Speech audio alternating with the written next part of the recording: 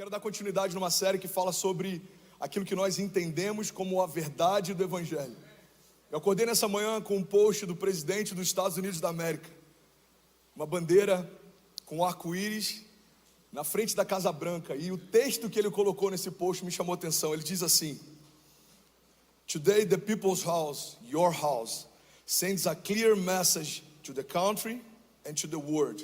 America is a nation of pride. Eu sinto saudade da época em que os presidentes americanos terminavam seus discursos dizendo God bless America. E isso, sem dúvida alguma, é o reflexo de um tempo. Irmãos, os dias são maus. Há quem diga que os dias são maus. Na verdade, eles sempre foram. Lemos sobre Sodoma e Gomorra. Isso não aconteceu algumas décadas atrás. Sodoma e Gomorra aconteceu milhares de anos atrás. Uma cidade inteira foi queimada por Deus, porque a iniquidade do seu povo gerou nojo em Deus. Lemos sobre o dilúvio, e muitas vezes a gente é impactado pelo fato de um homem ter construído uma barca, mas nem sempre nos atentamos ao fato de Deus ter resetado toda a criação, porque se enojou daquilo que viu. Os dias são maus, na verdade, desde que o pecado entrou na criação, sempre foram maus. Mas nós, como igreja, carregamos a única mensagem capaz de mudar uma geração, de ressuscitar mortos, de restaurar casamentos. E essa mensagem é: a despeito dos tempos, Deus continua sendo bom. A verdade é que a bondade de Deus, ela não coexiste com a maldade dos homens. Se assim fosse, não teríamos sido expulsos do jardim quando pecamos. O nosso pecado nos afastou de Deus, mas o sangue de Jesus nos trouxe de volta para perto dele. E é por isso que a gente pode falar com liberdade sobre santidade. Isso é um convite de Deus para nós: sejam santos como eu sou santo. E o tema da mensagem de hoje é exatamente essa: santidade é para todos. Estamos vivendo dias difíceis.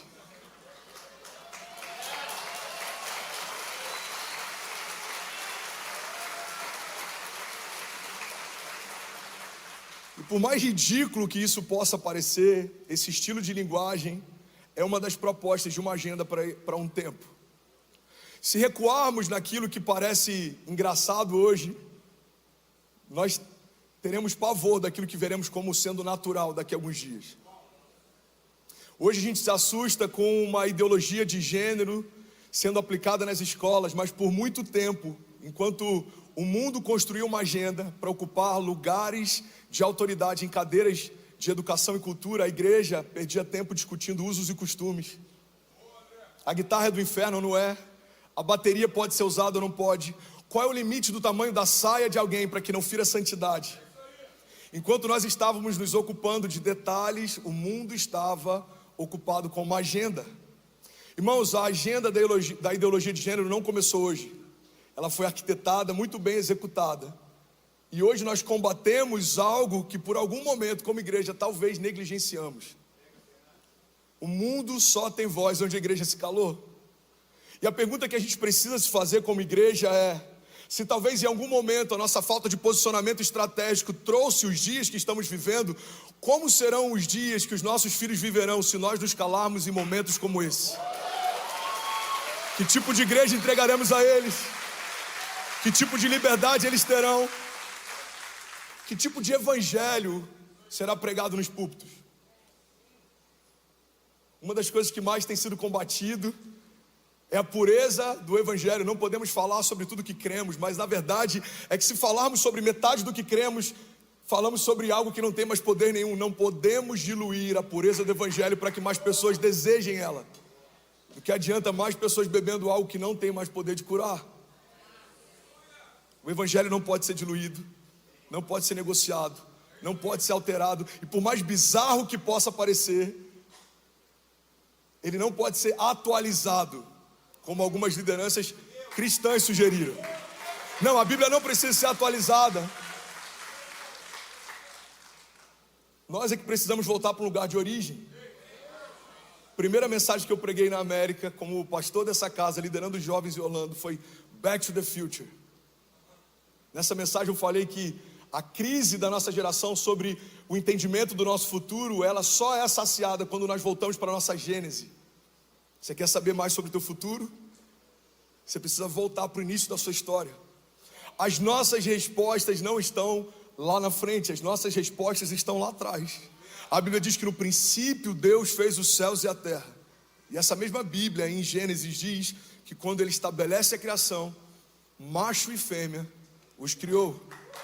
Não há espaço para outros gêneros, não há espaço para uma opinião humana quando existe uma verdade estabelecida pelo próprio Deus. Alguém está comigo? Diga amém.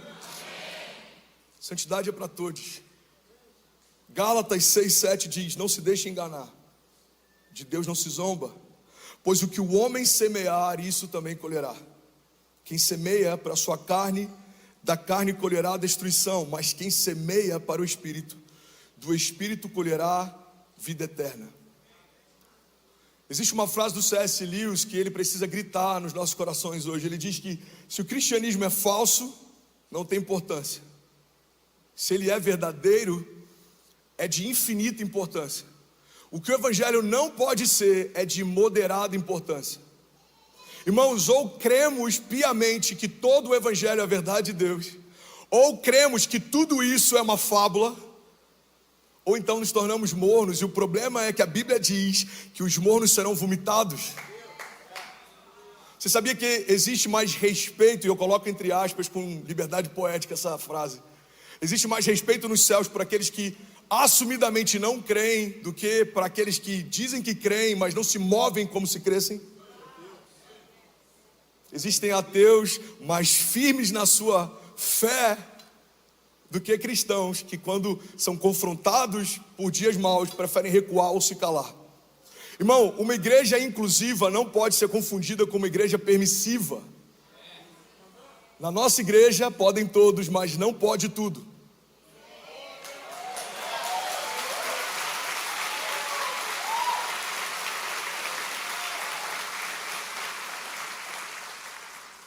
E os dias que a gente está vivendo são tão loucos que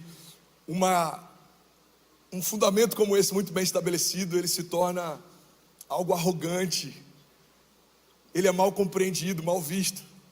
É uma igreja que está fechando as portas para o pecador. Não. É uma igreja que não negocia com o pecado. É uma igreja que sabe o lugar para o qual Deus nos chamou, um lugar de santidade. Um lugar mais alto, um lugar mais glorioso, um lugar mais puro, um lugar mais santo. E esse lugar nos dá autoridade, esse lugar nos dá acesso, esse lugar nos dá governo. Qualquer outra posição da igreja que não seja uma posição de santidade, rouba de nós a nossa real identidade. O termo cristão, ele é utilizado como uma referência a pequenos cristos. Aqueles que foram afetados pela mensagem do evangelho, começaram a afetar lugares por onde eles passavam. Não faz sentido, igreja, carregarmos a única mensagem capaz de mudar uma geração e nos calarmos no momento em que precisamos expressar ela. Estamos enfrentando dias difíceis. Charles Spurgeon diz que a Bíblia contém o que os homens odeiam, a verdade. E é por isso que somos tão combatidos. Mas na verdade sempre fomos. A igreja foi perseguida, cristãos foram empalados, envolvidos em cera e utilizados como tochas humanas para iluminar a cidade. Nero tentou condenar cristãos, tacando fogo numa cidade e atribuindo aos cristãos a responsabilidade para que um ódio social fosse instalado sobre eles. Fomos combatidos durante o período da Santa Inquisição. Igrejas protestantes foram fechadas e cristãos queimados vivos enquanto professavam sua fé. Desde o princípio, nos reunimos em lugares subterrâneos, fomos combatidos, perseguidos, oprimidos, afligidos, mas segundo a palavra e o que nós cremos em todas essas coisas, somos mais do que vencedores em Cristo Jesus. Existe um historiador que, por mais que ele não seja cristão, relata realidades no tempo em que Jesus e os seus discípulos fizeram história. Flávio Joséfo, ele dizia o seguinte: cada gota de sangue de um cristão que caía na terra era como uma semente do evangelho que frutificava. Quanto mais perseguiam a igreja de Jesus, mais ela crescia. Pastor, se sempre foi assim, o que mudou? As mídias. As mídias deram voz a idiotas que falam em nome de Deus, mas buscam a aceitação em um algoritmo forte. As mídias deram voz a qualquer um que tem uma ideia que faz sentido, e esse é o perigo, igreja. Nem tudo que faz sentido expressa Deus. Existem narrativas que são envolventes. A Bíblia diz que nos últimos dias até aqueles que serão confundidos. As mídias potencializaram os discursos de ódio. E uma das novas narrativas é justamente atribuir a verdade do Evangelho como se fosse um discurso de ódio. Nós não carregamos um discurso de ódio. Fomos perseguidos e ainda assim amamos os nossos perseguidores. Jesus numa cruz, enquanto está sendo afligido, ele diz ao Pai: perdoa-os porque não sabem o que fazem. Os judeus, mesmo tendo uma mancha histórica na humanidade, foram perseguidos, foram atrofiados em campos de concentração. Ainda assim, são uma comunidade forte e que tem liderança em grandes projetos que mudaram a história da humanidade, desde hospitais até algumas teses e descobertas de cura de várias doenças. Nós fomos chamados para amar. E é porque amamos que nós não compactuamos com aquilo que pode levar você e a sua família para o inferno. O ID de Deus. O ID de Deus é um convite à santidade. Deus, ele é tão bom que ele nos aceita do jeito que estamos. Mas ele nos ama tanto a ponto de não aceitar que a gente permaneça como chegamos.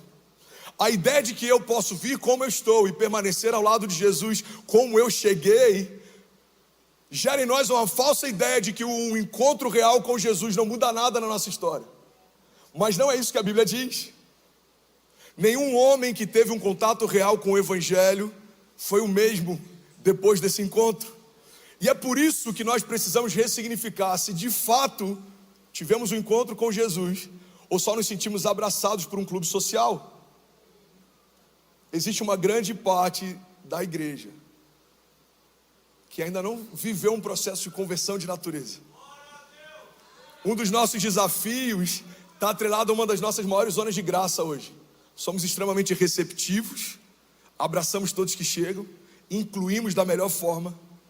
Mas se não há uma mensagem de arrependimento, se não há um clamor por temor, pessoas podem caminhar ao lado de Jesus por anos sem se tornarem como ele é.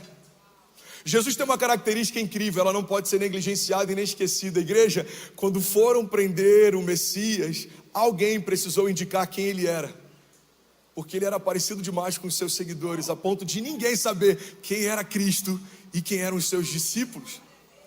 É para esse lugar que Deus tem nos chamado. Se Jesus estivesse hoje na nossa comunidade de fé, seria muito nítido a diferença dele para nós, ou nós estaríamos parecidos com ele a ponto de alguém precisar identificá-lo. É para esse lugar que nós fomos chamados. Eu não lembro o autor, mas essa frase impactou durante a liderança de jovens. O motivo pelo qual o nosso evangelismo fracassa muitas vezes é porque não parecemos com o Cristo que professamos.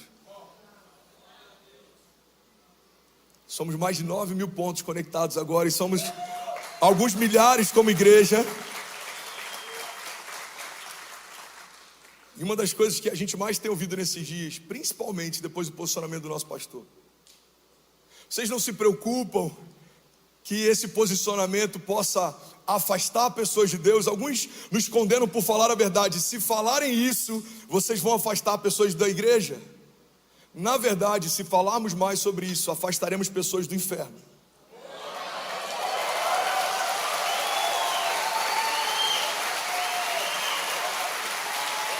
Se for para Jesus, você pode fazer melhor, irmão.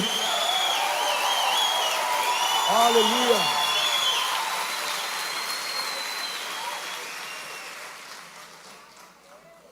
Se falarmos mais sobre isso, afastaremos pessoas do inferno. Alguns comentários que eu li na postagem do meu pastor são: eu sou casado com outro homem, eu sou casada com outra mulher e eu tinha prazer de estar na igreja. Depois dessa mensagem, eu não quero mais estar numa igreja. Isso me fez pensar sobre como o mundo enxerga a igreja hoje. Nos tornamos uma plataforma de palestras motivacionais, ou somos uma casa de salvação? Somos uma agência do céu. Ligamos céus e terra. abençoamos, liberamos destino, carregamos uma voz profética. Se falarem sobre a verdade, eu não participarei mais. Amigo, amiga, amigue. E eu juro que eu não estou sendo irônico. Eu só estou tentando mostrar o quão ridículo é algumas das coisas propostas por uma agenda progressista. Se falarmos da verdade, pessoas não irão desejar mais fazer parte. Então qual é a solução? Deixarmos de falar o que falamos, deixar de crer no que cremos, para que pessoas queiram ter o que não temos. O que faz a igreja ser igreja é o fato dela carregar uma mensagem que é inabalável, incorruptível.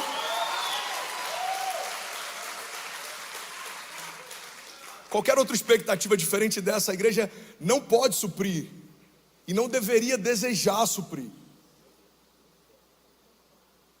A única expectativa que devemos pautar a nossa agenda é alegrar o coração de Deus e fazer o que Ele pedir para que fizéssemos. O Evangelho, irmão, é uma boa nova. Apocalipse é uma carta extraordinária. O juízo de Deus é algo que não é ruim, ele é bom. O que muda, pastor, daqueles que têm medo de Apocalipse, têm medo do juízo, daqueles que não se alegram com as boas novas, a perspectiva.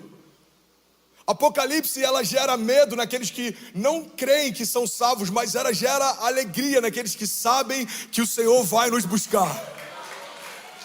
O juízo de Deus é algo estabelecido para aqueles que não creem, mas para nós que cremos, aquele grande dia não vai ser para atribuir salvação, vai ser para atribuir galardão, porque fomos salvos em Cristo Jesus. Quando chegarmos diante do tribunal de Deus, não seremos novamente sentenciados ou julgados. Já fomos sentenciados e em Jesus o julgamento já foi pago. Seremos recompensados. O juízo não é um problema. Apocalipse não é algo que deve nos dar medo, porque somos salvos em Cristo Jesus. A Bíblia diz que fomos reconciliados com Deus através do sacrifício físico de Jesus. Mas não só isso, recebemos também o ministério da reconciliação, pelo qual clamamos: reconciliem-se com Deus. E a Bíblia diz que quando dizemos isso, é como se o próprio Deus falasse através de nós.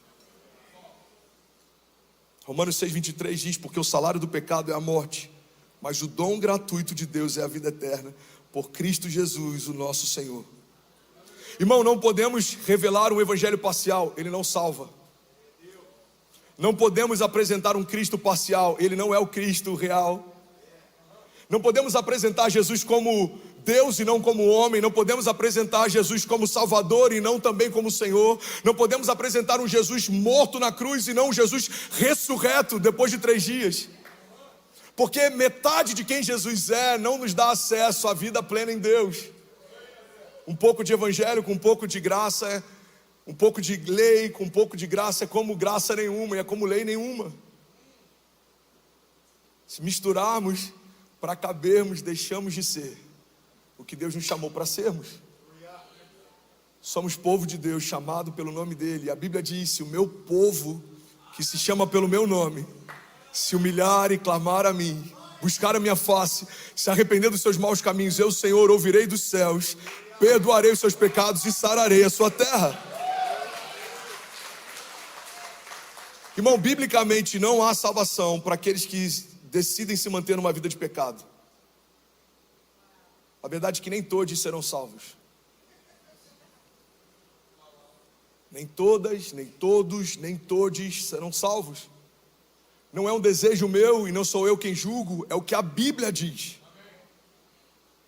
O pastor já falou sobre isso na primeira pregação, mas para que não fique incompleto o nosso posicionamento, eu quero lembrar nessa segunda pregação que não estamos expondo as nossas opiniões e ideias.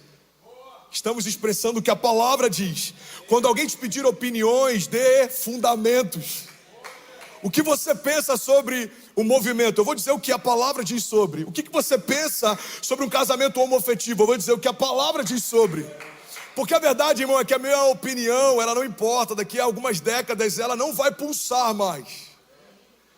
Mas as palavras do Senhor, elas não passarão. A Bíblia diz: podem todas as coisas passar, mas as minhas palavras não passarão, diz o Senhor.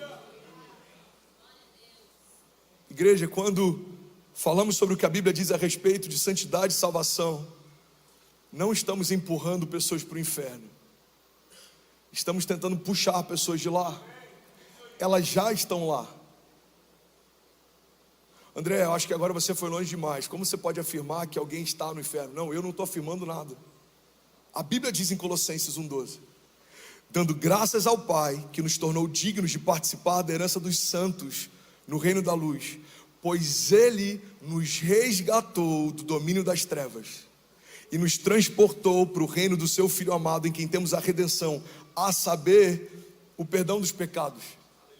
Se a Bíblia diz que quando confessamos Jesus como nosso Salvador, temos acesso à herança dele nos santos e nos tornamos parte do seu reino, precisamos entender que a Bíblia também diz que fomos resgatados do inferno para o reino da luz. Irmão, eu não sei se está claro para todo mundo, mas se a Bíblia diz que Jesus me resgatou do inferno, a Bíblia está deixando claro que eu estava lá. Logo, a Bíblia dá margem para entendermos que aqueles que ainda não foram resgatados, ainda estão lá. Alguns dizem, se pregarmos isso, empurraremos pessoas para o inferno. Não, eles já estão lá. Se pregarmos isso, tiraremos pessoas de lá. A Bíblia diz que as portas do inferno não prevalecerão contra a igreja. Hebreus 12:28 diz assim: portanto, já que estamos recebendo o reino inabalável, sejamos agradecidos e assim adoremos a Deus de modo aceitável, com reverência e temor, pois o nosso Deus é fogo consumidor. Igreja, não vão nos calar. Já tentaram fazer no passado, não tiveram sucesso. Estão tentando fazer hoje, não terão sucesso. Tentarão fazer com os nossos filhos. Nós declaramos, não terão sucessos também na geração deles. Mas precisamos gastar tempo investido na defesa da fé e do Evangelho. Existe uma agenda do inferno, existe uma agenda progressista, existe uma agenda que tenta relativizar tudo. E sabe qual é o problema? É que eles têm uma boa narrativa, porque por não ter uma verdade, gastam muito tempo investindo em discursos. Se nós que não temos força no discurso, não gastarmos tempo com a verdade, seremos encontrados fracos no dia do confronto. A verdade é o que sustenta a igreja, a verdade é o poder da igreja. Aquilo que para o mundo é loucura, para nós que cremos, é o poder de Deus. Existe uma cultura do cancelamento e essa cultura é do inferno, mas ela não é nova. O algoritmo tornou mais palpável, mais visível, mais claro essa cultura. Mas Jesus enfrentou ela. Inclusive, Jesus foi morto por causa dela. Jesus ressuscitou mortos, Jesus curou enfermos, Jesus estabeleceu princípios do reino, e isso incomodou aqueles que não se moviam pelas mesmas verdades. O que fizeram com Jesus? Cancelaram a voz dele. O que o inferno não sabia é que a morte de Jesus não era o fim de uma revolução, era o início dela. Mataram o nosso rei, mas ao terceiro dia ele ressuscitou. A política do cancelamento é assustadora, não pela força que ela tem, mas como pessoas têm recuado a partir do que ela propõe. Eu tenho um alerta para a igreja. Você está comigo? Diga amém. Se os pregadores que você ouve, que te inspiram, que te animam, que te alegram, não se posicionam sobre nenhum assunto vital, pare de ouvi-los. São covardes, egocêntricos, mais preocupados com a força do seu algoritmo do que a pureza da mensagem que carregam. Irmão, olha para mim. Precisamos celebrar ousadia. Mesmo que eu não concorde com o posicionamento de algumas pessoas, e agora eu estou falando isso à parte do Evangelho, eu sempre celebro ousadia, coragem. É incrível ver um homem se colocando num lugar de governo e de autoridade, e enfrentando aquilo que ele acredita ser uma verdade absoluta. Mas o que é assustador para mim é perceber que em todos os pontos sensíveis, grandes homens de Deus, que receberam voz por Deus, para falar para a igreja de Deus, não se expõem em momentos críticos da nossa geração. Quando o assunto é política, prefiro não falar sobre isso, não quero perder acessos. Quando o assunto é sexualidade, prefiro não falar sobre isso, não quero perder algoritmo. Mas qual é o sentido de alguém que recebeu de Deus voz, não usar a voz para falar sobre aquilo que Deus pensa? Isso é conveniência.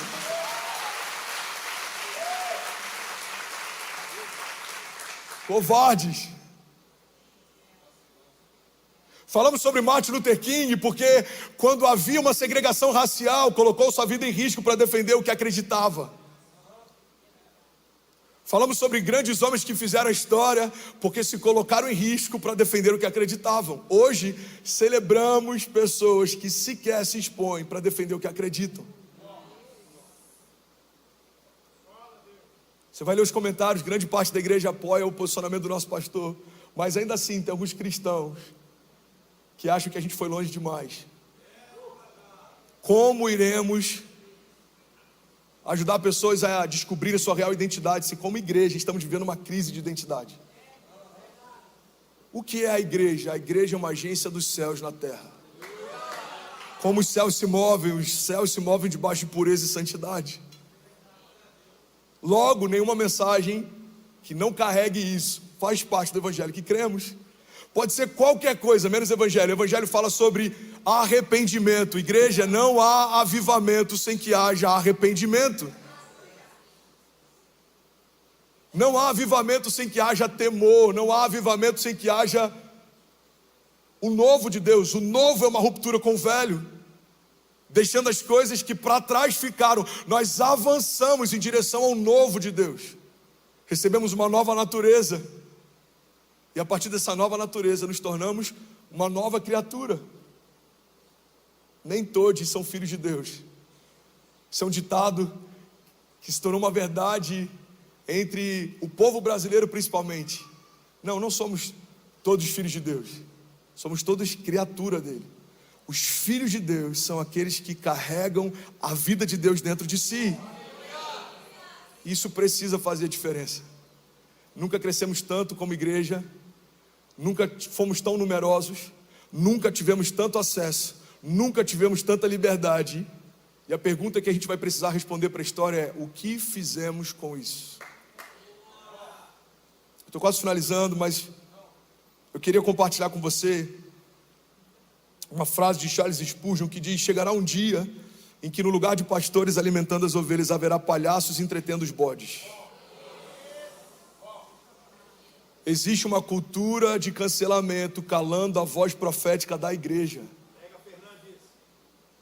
Se deixarmos de profetizar porque estamos acuados, estamos como o profeta no dia de Jezabel. Jezabel diz: se ele continuar fazendo o que faz, falando o que fala, eu quero a cabeça dele numa bandeja de prata. Vivemos um tempo em que Jezabel usa muito bem redes sociais. E o problema é que muitos profetas estão se escondendo quando deveriam se posicionar. Sim, nós cremos que macho e fêmea são os únicos gêneros estabelecidos por Deus. A Bíblia fala sobre isso. Não, nós não aceitamos sexualização dos nossos filhos. Nós não aceitamos o aborto como política de Estado. Nós não aceitamos ideologia de gênero como doutrina nas escolas. Nós não aceitamos a relativização da fé. Nós não vamos nos calar, nós não vamos parar. E as portas do inferno não prevalecerão contra a igreja. Será que você pode dar um brado de liberdade no seu lugar? Aleluia! Aleluia! Martin Luther King diz: o que me preocupa não é o grito dos maus, é o silêncio dos bons. A verdade, irmão, que se tem algum crédito que devemos dar ao inferno é que eles fazem muito bem o seu trabalho. O inferno não brinca de ser inferno. A igreja não pode brincar de ser igreja. Olhamos para alguns levantes e falamos: uau, o inferno está furioso. Sempre foi. Mas o inferno precisa olhar para a igreja e falar: uau, a igreja está gloriosa. Sempre fomos. 2 Timóteo 4:2 diz: pregue a palavra, esteja preparado a tempo e fora de tempo, repreenda, corrija, exorte com toda paciência e doutrina, pois virá o tempo em que não suportarão a sã doutrina. Pelo contrário, sentindo coceira nos ouvidos, segundo seus próprios desejos, juntarão mestres para si mesmos, e eles se recusarão a dar ouvidos à verdade, voltando-se para as fábulas. Irmão, há algum tempo esse texto foi escrito, e nós estamos vivendo dias como esse, em que aqueles que não querem ouvir o que a Bíblia diz, ajuntarão para si aqueles que dizem o que eles querem ouvir. Se você parar para ouvir algumas mensagens que se dizem mensagens evangélicas e alguns pastores que se dizem pastores evangélicos, hoje você consegue ter todo tipo de narrativa. Alguns defendem inclusive a agenda progressista. Alguns homens que cantaram músicas que marcaram uma geração, hoje se tornaram chaveirinhos de uma agenda de libertinagem. Quando eu ouço alguns deles falarem, eu lembro quando a palavra fala sobre um sino que bate e ele não ressoa, sabe? Eles continuam falando, mas a voz deles não tem mais peso. Isso é algo que me gera temor. Eu não quero continuar falando em algum tempo, mas Deus não colocar peso nas palavras que saem da minha boca. Somos a agência dos céus na terra, não podemos nos calar. Temos autoridade para ligar e desligar, e é para esse lugar que nós fomos chamados. Temos a responsabilidade de defender a fé. Romanos 1,16 diz: não me vergonhe do evangelho, porque ele é o poder de Deus para a salvação de todo que crê. Irmão, o evangelho não é sobre o que eu penso, o evangelho é pautado naquilo que Deus fala. A W. Tozer diz: a igreja tem um compromisso de defender a verdade bíblica em um mundo repleto de relativismo e engano. A ideologia de gênero quer questionar o óbvio. Existe agora um leque de gêneros e você pode escolher qual deles faz parte da sua identidade. Existem pais dando nomes neutros aos filhos para que quando cresçam escolham qual é o gênero que tem. Irmãos, Deus já escolheu o gênero do seu filho. E quando os meus nasceram, eu usei uma técnica milenar para saber qual gênero eles tinham. Você só precisa olhar para o que está no meio das pernas deles, e você vai saber qual o gênero que Deus escolheu. Minha primeira filha nasceu fêmea. Meu segundo filho nasceu macho. É uma técnica milenar e muito simples. Todas as vezes que o homem tenta se colocar na posição de Deus, algo bizarro acontece. André, qual é o meu gênero? Você sabe. Quem te fez sabe. O salmista diz: quando eu ainda era informe no ventre da minha mãe, o Senhor me conhecia. Antes que a palavra chegue à minha boca, o Senhor já sabe o que eu vou falar. Todos os meus dias foram escritos pelo Senhor no seu livro, antes de qualquer um deles existir. Gênesis 1:27 diz: Deus, portanto, criou os seres humanos à sua imagem, a imagem de Deus o criou, macho e fêmea os criou. Eu quero finalizar, e eu preciso falar sobre o último tópico. Alguém recebeu algo de Deus aqui nessa manhã? Isaías 5:20 diz: ai dos que chamam ao mal de bem e ao bem de mal, que fazem trevas luz e fazem da luz trevas, que fazem do amargo doce e fazem do doce o amargo. A verdade, irmãos, é que o mundo moderno criou mulheres com medo de serem mães e homens com medo de serem homens. E o nosso grito como igreja hoje é: deixem as nossas crianças em paz. Você pode declarar isso com autoridade? Você pode levantar suas mãos e declarar isso. Diga: deixe as nossas crianças em paz. Fica de pé no seu lugar, eu vou finalizar agora. Essa semana eu conversei com uma ovelha, e eu disse para ele: eu vou pregar em Orlando, e por um acaso, ou pelo destino, ou por um propósito, eu caí no meio da série No Pride. Eu falo isso com liberdade porque estamos na América. E aqui a gente ainda tem liberdade para falar isso sem ser sancionado, coagido ou perseguido. Eu falo como residente da Flórida. Eu falo como alguém que é pai de cidadãos americanos também. Mas existe algo acontecendo, irmão, no Brasil, na América e no mundo, e nós não podemos nos calar. Eu estava falando com uma ovelha essa semana e eu disse, eu vou pegar no meio da série No Pride. Ele falou, pastor, vai com cuidado, seja moderado.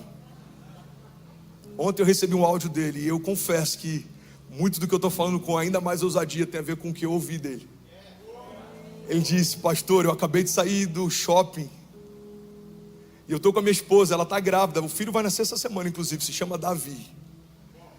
E ele disse, eu acabei de passar por uma criança sentada numa praça de alimentação, usando uma coroa de papel de uma hamburgueria muito famosa, uma rede de fast food. E essa coroa, ela é toda pintada com a bandeira do arco-íris e do movimento. Ele disse, pastor, eu quero pedir perdão quando eu pedi para você ser moderado. Eu quero te encorajar, seja ousado, fale com coragem, não pare, não se cale, não recue. O inferno não está brincando de ser inferno, pastor, fale com ousadia quando você subir lá. Igreja, é debaixo dessa autoridade que eu vim aqui declarar sobre você e sobre a sua casa. Nós não seremos calados, os nossos filhos não serão sabotados, a pureza da igreja não será negociada. Levante suas mãos em nome de Jesus. E aí, tudo bem? Você acabou agora de assistir um vídeo. Se você ainda não está inscrito, já se inscreve também no nosso canal, ativa esse sininho aqui embaixo de notificação e toda vez que eu fizer uma live ou estiver transmitindo uma mensagem ao vivo, você vai ser um dos primeiros a saber.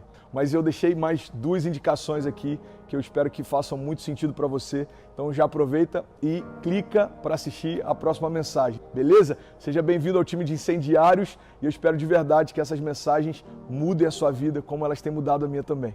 Até a próxima. Valeu! A gente começou uma série no início desse ano falando sobre o que pode parar você. E eu quero falar hoje sobre uma das áreas que pode parar você. Nós acreditamos que entender o que pode nos parar é tão poderoso, e em algumas etapas até mais poderoso do que saber o que pode nos mover. Nem todo mundo que está parando no meio da jornada de fé porque não quer caminhar. Tem muita gente parando porque não sabe o que está sabotando a tua jornada. E eu quero pregar sobre uma dessas chaves nessa manhã. Alguém está comigo? Diga amém. Eu preciso de pelo menos 30 incendiários aqui nessa noite, 50 incendiários. Vocês estão aí? Eu queria pedir para que ninguém se mova nos corredores e para que nada tire a tua atenção. Porque alguém se movendo aqui não vai mudar nada na tua história, mas o espírito de vida se movendo dentro de você é o que vai transformar toda a tua jornada de fé. O que pode parar você? Hoje eu quero falar sobre falta de sonhos. O que pode me parar? Você pode declarar isso comigo? Diga, o que pode me parar nesse ano? Diga, é se eu parar de sonhar também. Agora diz com autoridade, diga, mas eu vou sonhar ainda mais alto do que eu sonhava até aqui. Diga, meus sonhos serão ainda maiores do que os sonhos que eu tinha até aqui. Tem 5 sonhadores comigo nesse auditório, eu estou preocupado. Tem alguém que tem sonhos grandes em Deus? Eu pedi para que a gente compartilhasse essa parte do discurso do Martin Luther King. Eu acho lindo esse trecho. Ele diz, eu tive um sonho hoje. Eu tive um sonho que um dia todo vale será exaltado, toda colina e montanha serão rebaixadas.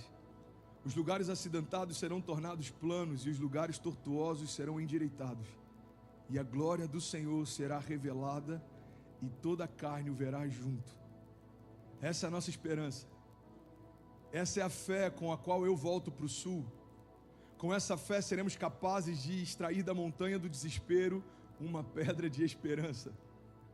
Com essa fé seremos capazes de transformar as discórdias estridentes da nossa nação em uma bela sinfonia de fraternidade. Com essa fé seremos capazes de trabalhar juntos, orar juntos, lutar juntos, irmos para a prisão juntos, lutar pela liberdade juntos, sabendo que um dia seremos livres. I have a dream. Você pode aplaudir e celebrar a memória desse homem?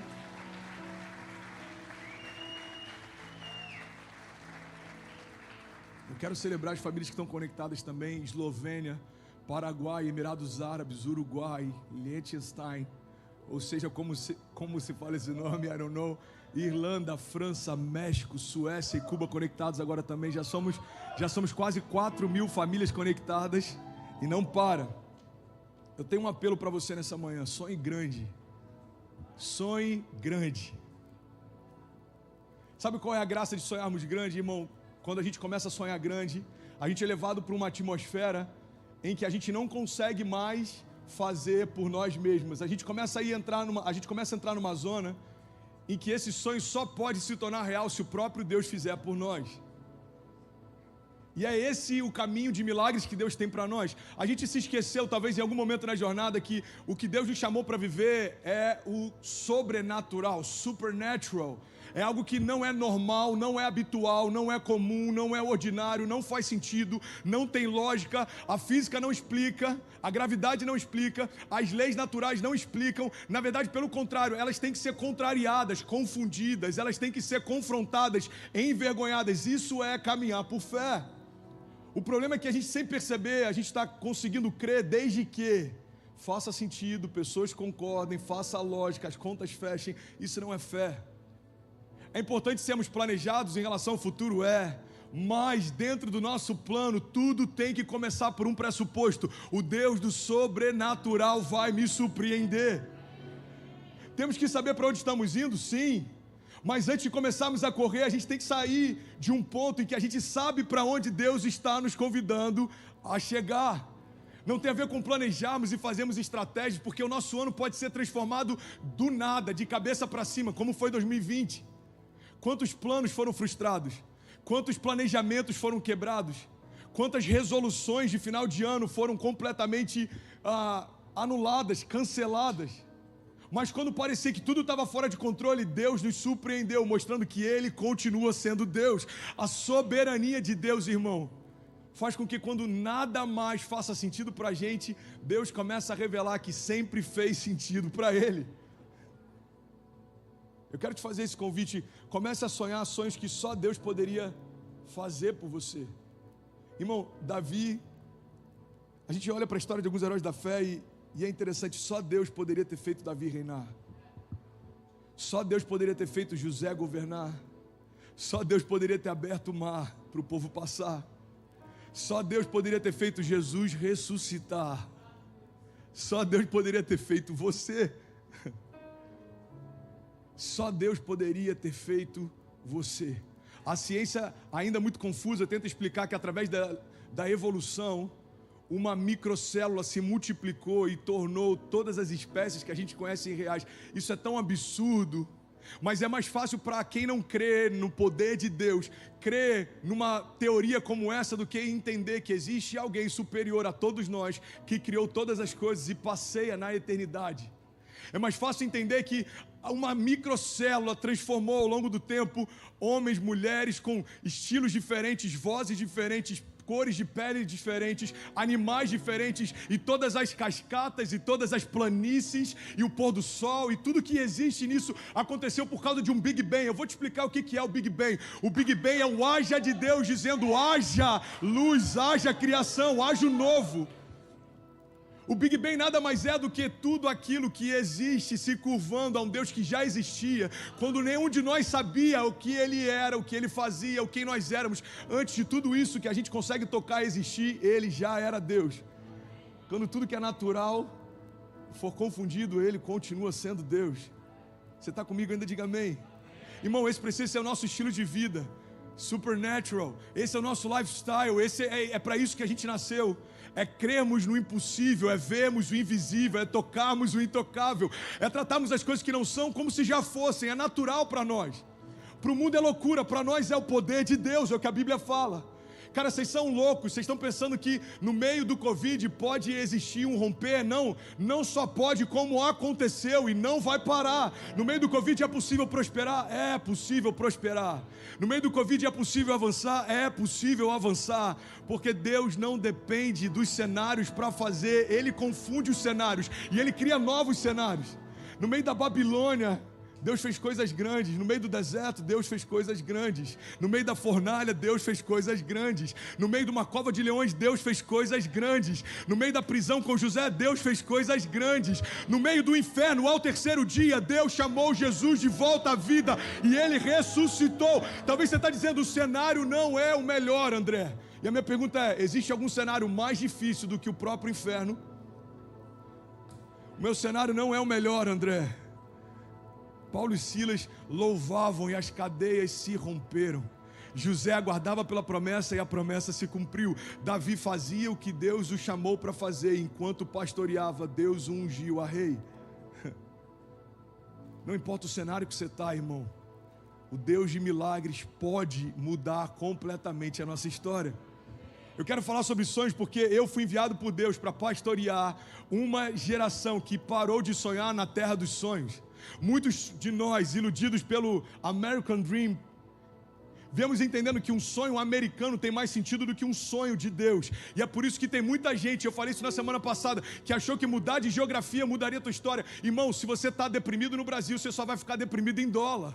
Se você está deprimido no Brasil, você só vai ficar deprimido em euro. Não é a moeda que muda a tua história, não é a geografia que muda a tua história. Existe um Deus que muda histórias. E Ele muda no cativeiro e nas nações mais prósperas também. Ele muda em meio a leitos de hospitais e Ele muda quando tudo está conveniente também. American Dream. American Dream. Quantas pessoas desiludidas com esse sonho americano. Eu prefiro God's Plan. Existem planos de Deus. Existem sonhos de Deus. Existem promessas de Deus. Salmos 145 diz, grande é o Senhor e digno de ser louvado. A sua grandeza não tem limites. Então uma geração contará a outra a grandiosidade dos seus feitos e eles anunciarão os seus atos poderosos. Irmão, eu não sei se você consegue perceber o que Deus está fazendo aqui. Eu não sei se você consegue perceber o que Deus está fazendo aqui.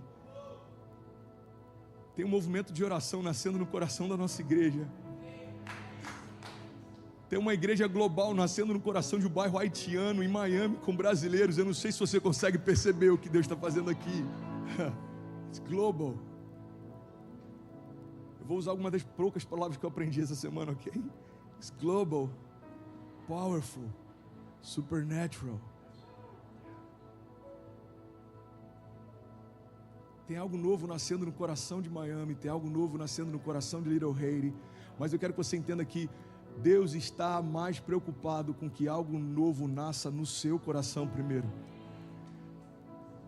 Tem uma citação do Bill Johnson, ele diz, pessoas transformadas transformam cidades, cidades transformadas transformam estados, estados transformados transformam nações, nações transformadas tocam a terra. Já somos quase 25 nações conectadas exatamente agora. E eu quero te fazer um convite a pensar nos próximos dias o que é impossível para o Deus impossível. É para esse lugar que Deus quer te chamar. Irmão, olha para mim, em nome de Jesus. Você é empresário, sonhe grande, volte a sonhar. Você é missionário, volte a sonhar. Você tem um chamado pastoral, volte a sonhar. Deus te prometeu uma família, parece impossível, volte a sonhar. Filhos que ainda não foram gerados estão esperando você dar nome para eles. Nações que ainda não foram tocadas estão esperando você orar e se posicionar para alcançá-las. Irmão, existe algo poderoso em Deus, novo em Deus, que ainda não aconteceu, porque você ainda não deu os primeiros passos de fé. O meu convite, o meu conselho, o meu clamor para você nessa manhã é: não pare de sonhar. A única coisa que pode parar a igreja é se o inferno tirar de nós a esperança da glória, tirar de nós a alegria, na certeza de que Deus pode todas as coisas. Martin Luther King tem uma frase que eu sou apaixonado, ele diz: o que me preocupa não é o grito dos maus, mas o silêncio dos bons. O que me preocupa em 2021, irmão, não é o tamanho da crise, mas é a ausência da voz profética da igreja. O que me preocuparia em 2021 não é o tamanho do rombo financeiro, mas é a ausência das nossas sementes de generosidade, de fé. O que me preocuparia em 2021 não é, irmão, a ausência de toda essa epidemia, mas é nós nos esquecemos que Isaías 53 continua sendo real hoje. O que me preocuparia em 2021 não é se um novo lockdown fechar as portas da igreja, é se nós fecharmos as portas do nosso coração para a voz da igreja. O que me preocupa não é o que pode acontecer naturalmente, mas é se a gente se esquecer que Deus continua agindo sobrenaturalmente. Sonhe grande, irmão. We have a dream. You have a dream. Amen? Mateus 5,16 diz: assim brilha a luz de vocês diante dos homens, para que vejam as suas boas obras e glorifiquem ao Pai de vocês que está nos céus. A palavra está dando um convite para a gente, está dizendo aí, a luz de Deus em você vai brilhar e as pessoas vão enxergar Deus porque vão enxergar você. As pessoas vão acreditar no que Deus pode fazer porque vão ver o que Deus pôde fazer em você. Essa é a dinâmica, irmão. As pessoas vão ver você tão apaixonado que vão se apaixonar. As pessoas vão ver você tão incendiados que vão se incendiar. As pessoas vão ver vocês tão satisfeitos que elas vão querer se satisfazer também. Tem uma frase de Norman Vincent Peale, ele diz: mire na lua, que mesmo que você erre, cairá entre as estrelas. Esse autor, ele é muito conhecido por ter várias teorias sobre pensamentos positivos. Eu não vim pregar sobre positivismo hoje, eu vim pregar sobre fé. Amém?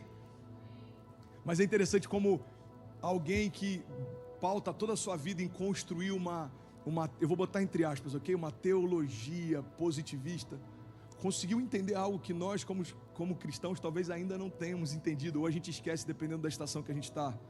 Ele diz: mire tão alto, irmão, mire na lua, porque se você errar, você ainda estará entre as estrelas.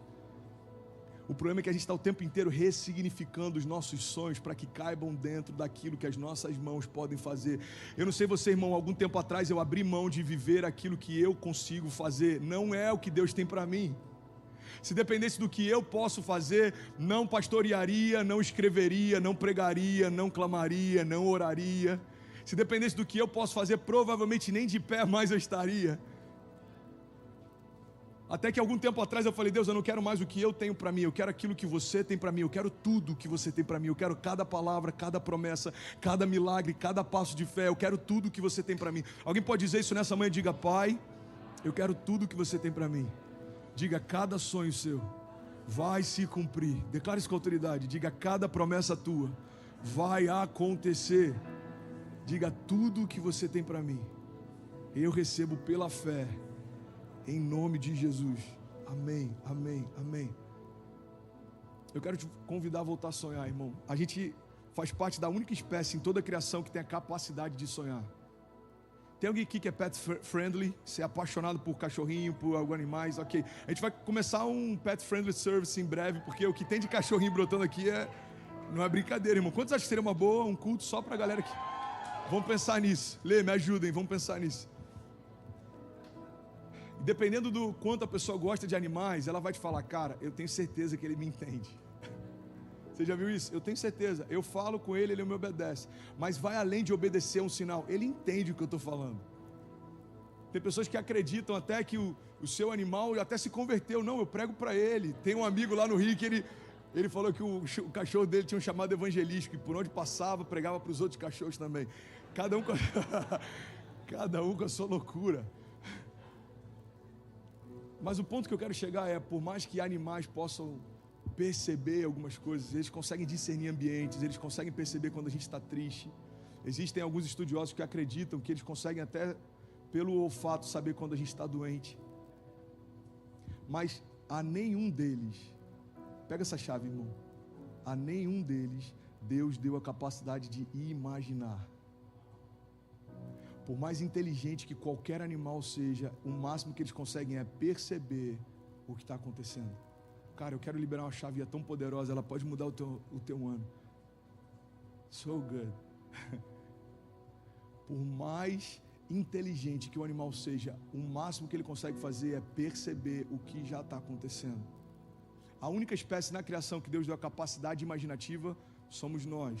Qual que é a diferença entre perceber o que está acontecendo e imaginar o que vai acontecer? É a diferença entre um termômetro e um termostato. O termômetro, ele só percebe que está frio, mas ele não consegue mudar o ambiente. A igreja não foi chamada por Deus para perceber que as coisas estão mal. A igreja foi chamada por Deus para estabelecer aquilo que nós vamos viver. A igreja não foi chamada por Deus para falar, é verdade, esse ano está difícil, esse ano não sei se é o mais propício, esse ano talvez a gente precise fechar a igreja, ou quem sabe alugar um espaço menor, esse ano talvez a gente não pregue tanto sobre milagres de cura, porque você sabe, tem muita gente que está sofrendo com isso. Não, isso é um pensamento humano. A igreja foi chamada para se contrapor a toda a realidade ao nosso redor, porque Deus nos deu a capacidade de criar aquilo que ainda não existe. A fé é tratar as coisas que não são como se já fossem. A fé é trazer à existência aquilo que ainda não existe. A fé, irmão, é a prova daquilo que não se vê. A fé é uma confissão pública daquilo que todo mundo acha que não vai acontecer, mas em Deus você crê que já aconteceu. Eu acredito que esse é o nosso chamado em Deus. A imaginação cria um mundo que não existe. A fé torna esse mundo real. A imaginação criou esse culto aqui há 2 semanas atrás, quando a gente fez o convite para a Vitória. A fé fez com que esse domingo se tornasse real. Ao longo da semana, Deus vai começar a gerar em você, e você vai começar a imaginar como seria incrível viver tal coisa. E a tua fé pode tornar essa imaginação se tornar real. Irmão, você talvez nem percebe, mas você está talvez morando numa casa que um dia você já sonhou, ou vivendo num lugar que um dia você já sonhou, ou fazendo coisas que um dia você já sonhou, ou experimentando milagres que um dia você já sonhou. Você percebe que algo que um dia era só um sonho, Deus tornou real. O que você precisa fazer agora é aumentar a dimensão dos teus sonhos. Sonhe grande. I have a dream. Esse cara fez um discurso que mudou a história de uma geração. Décadas passaram e ele continua sendo lembrado não por conta de um discurso que tinha, mas porque ele se tornou a mensagem. A mensagem do Martin Luther King era: eu acredito que um dia negros e brancos, ou pretos e brancos, essa tecnologia está mudando no Brasil, pretos e brancos sonharão juntos, sofrerão juntos, serão presos juntos. Eu acredito que um dia pretos e brancos, eles viverão coisas juntos, e nós seremos encontrados por Deus juntos, e seremos salvos juntos. Ele tinha um sonho, e esse sonho é: não haverá barreira racial. Eu acredito que um dia, uma parte do discurso dele, ele diz: meninos pretos, meninas pretas, e meninas brancas e meninos brancos sentarão juntos como irmãos. A minha pergunta é: o que te consome? Qual é o sonho que você tem? Irmão, você não está aqui nesse mundo só para ter uma boa casa, financiar um bom carro e fazer o seu crédito ficar num bom número. Você não está aqui nesse mundo só para ter uma vida confortável, para comer num restaurante confortável no domingo e torcer para algum time. Irmão, Deus não enviou o seu filho para enfrentar a loucura que foi a dor naquela cruz, para nós termos uma moral melhor, uma conduta melhor. Francis Chan, ele diz: olha, a gente está entendendo que carregar a nossa cruz significa pagar as nossas contas, enfrentar as dores do dia a dia. Não foi para isso que Jesus enfrentou a loucura da cruz. Jesus enfrentou a loucura da cruz para tornar você assim como Ele é. Restaurar a imagem e semelhança, liberar sobre você a autoridade. Essa música que a gente acabou de cantar, Champion: quando eu levanto as minhas mãos, eu tenho autoridade. Quando eu abro a minha boca, quando eu libero a minha voz, muralhas cairão, gigantes tombarão. Por quê? Porque no nome dele eu tenho autoridade. Você está comigo ainda? Diga amém. Eu tenho alguns sonhos para esse ano. Eu sonho com um movimento de oração que vai tomar uma dimensão que a gente ainda não imaginou nas nossas terças-feiras. Eu sonho com pessoas sendo tocadas pelo Espírito de Deus antes de entrar nesse auditório. Eu sonho com crianças tão empoderadas pelo Espírito Santo que elas manifestarão o amor de Deus só em passear pelos corredores em alguns momentos. Eu sonho, irmão, ainda esse ano, Deus vai enviar ainda mais famílias para cá, como já tem enviado. Mais 2 famílias largaram tudo no Brasil e estão a caminho daqui para viver a igreja com a gente. Famílias da Califórnia vindo para cá, famílias de Massachusetts vindo para cá. Eu acredito que a gente vai se constranger e em alguns momentos a gente só vai saber chorar de gratidão por aquilo que Deus está fazendo aqui. Eu sonho com um seminário teológico que vai abrir a nossa visão espiritual e vai ativar o dom que Deus já depositou em nós. Eu sonho com Deus movendo os príncipes da nossa geração, príncipes, líderes financeiros, líderes culturais, líderes em todas as esferas, e eles cooperarão com aquilo que Deus tem para fazer aqui. Você está comigo? Diga amém. Pastor, eu já entendi, a gente tem que sonhar grande, a gente tem que crer que algo vai acontecer, a gente tem que... Agora, me explica uma coisa: como eu posso saber se os meus sonhos são de Deus ou não? É uma das perguntas que eu mais recebo. Como saber se os meus sonhos são de Deus ou não? Existe crivo prático para você utilizar. Alguém quer ouvir? Diga amém. Deus nunca vai te convidar para sonhar algo que seja possível realizar sem Ele. Pega essa chave, irmão. Como saber se os sonhos que eu tenho são de Deus ou não? Deus nunca vai te dar um propósito que não dependa dele para acontecer. Deus nunca vai te dar um propósito que não dependa plenamente dele para acontecer. Eu gosto de falar de mim porque eu só posso dar um testemunho pessoal, eu não posso falar por ninguém, eu tenho que falar por mim. Se alguém me falasse há 2 anos atrás, André, você não fala inglês, mas você vai ser levado por Deus para os Estados Unidos para pastorear lá. A sua filha não fala nem hello, mas ela vai precisar ser alfabetizada e fazer o elementary school e ela vai falar fluentemente em pouco tempo. André, eu vou te dar um filho nessa nova nação, e mesmo que coisas se levantem, eu vou ser com você. Quando você achar que está tudo indo muito bem, as portas vão se fechar. Você vai ter que pregar entre lockdowns e toque de recolher. Você vai precisar ter uma fé ativa e por uma tela de celular. Filho, eu vou te dar voz para tocar quase 20 mil pessoas através do seu Instagram. Você nunca viu tantos milagres como vai ver nesse tempo. Você nunca viu tantos cegos sendo curados como vai ver nesse tempo. Você nunca viu tantos paralíticos andando como você vai ver nesse tempo. Eu vou fazer algo incrível. Se alguém me dissesse isso há 2 anos atrás, eu diria, é impossível. Só se Deus fizer. E aí 2 anos depois eu posso vir aqui para te dizer, é possível, Deus fez acontecer. A minha pergunta é, quais são os sonhos que você está nutrindo para os próximos 2 anos? Aonde você se imagina daqui a 5 anos? Irmão, o que você espera construir com Deus daqui em diante? Qual é o teu projeto em Deus para 2021? Deus não chamou você para sobreviver, o plano dele para você não é só conseguir manter o que você já conquistou.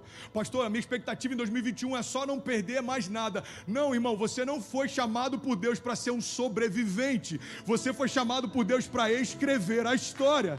Pastor, eu só não quero perder, eu só quero manter. Não, Deus não te chamou, irmão, para ficar tentando suportar o que Ele te deu. Deus te chamou para você superabundar de uma forma que aquilo que você tem vai transbordar e vai tocar quem está ao teu redor.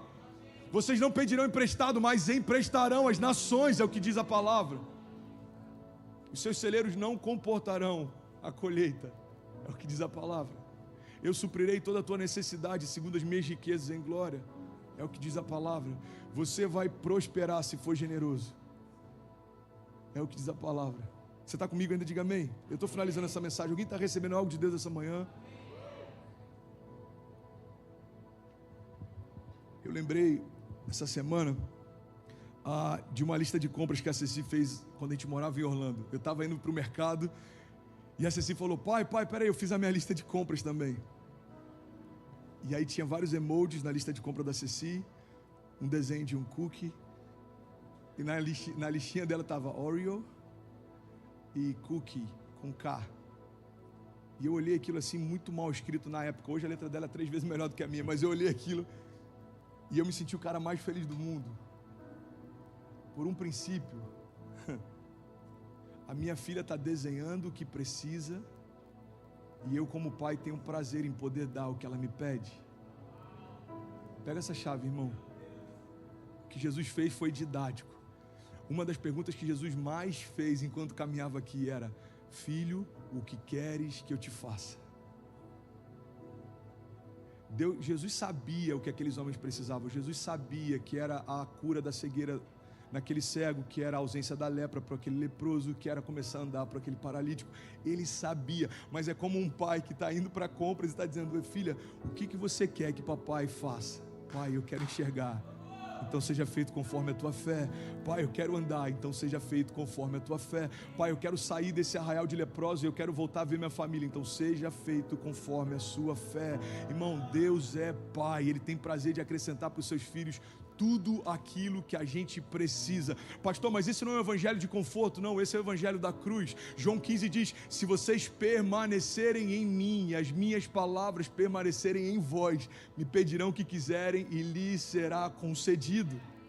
Não é o que eu acho, é o que a palavra de Deus diz. Olha, tudo é possível ao que crê. Irmão, eu vim aqui na manhã te despertar para um ponto que é básico, que a gente tem que entender. Tem sonhos que você ainda não viveu porque não se permitiu sonhar. Tem milagres que você ainda não experimentou porque não está crendo que eles vão acontecer. A minha pergunta para você é: qual é o impossível que está diante de você nesse ano? Apresenta para Ele. Qual é o nome dos teus gigantes? Quais são as barreiras? Qual é o nome dos leões que estão diante de você? Qual é a cova que talvez alguma circunstância te colocou? Irmão, clama a mim, responder-te-ei, anunciar-te-ei coisas grandes e insondáveis que não sabes. É o que a palavra tem para nós. O mesmo Deus que criou cada estrela desenhou você, irmão. O mesmo Deus que desenhou cada estrela desenhou o teu futuro também. Você está comigo ainda? Diga amém. Agora, nem sempre vai ser fácil. Eu estou pregando aqui enquanto meu pai está num leito de UTI. 60% do pulmão do meu pai está comprometido. E eu estou aqui pregando sobre esperança, sobre futuro, sobre sonhos. Foi uma das noites mais difíceis para mim e uma das mensagens mais difíceis de organizar, porque enquanto eu fazia ela, eu parava todo o tempo falando: Espírito de vida, sopra sobre o pulmão do meu pai. Espírito de vida, lava as entranhas do meu pai. Espírito de vida, remove toda a inflamação do meu pai. Eles embarcariam na semana que vem para estar aqui, chegariam para o meu aniversário, e agora todo o meu clamor é só para que ele saia bem dessa situação.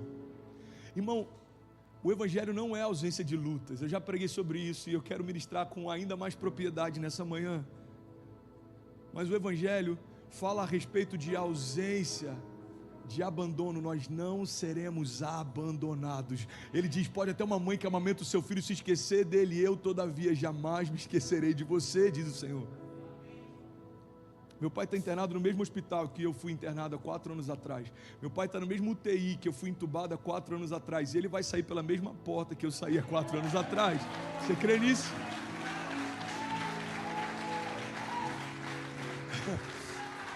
O dia de ontem foi entre conseguir internação e respiradores e aprovação do plano. Foi um dia difícil, mas eu preciso viver o que eu prego, e é sobre isso que eu quero falar nessa parte final da mensagem. Para você viver alguns sonhos, você vai precisar aprender uma arte, se chama a arte de continuar. A arte de continuar. Porque nem sempre vai ser fácil, nem sempre as coisas vão se abrir, as portas vão se abrir, nem sempre vai ter um anjo dizendo: pode entrar pelos portões celestiais, que já está tudo preparado. Não. Nem sempre vai ser assim, mas nós sabemos que a perseverança é o que diferencia meninos de homens. Tiago 1,3 diz: pois vocês sabem que a prova da sua fé produz perseverança. Eu quero te convidar a entender isso, irmão. Mesmo que algumas coisas não façam sentido hoje, não pare de sonhar. Mesmo que algumas coisas pareçam não estar acontecendo como você imaginava, não pare de sonhar. Move.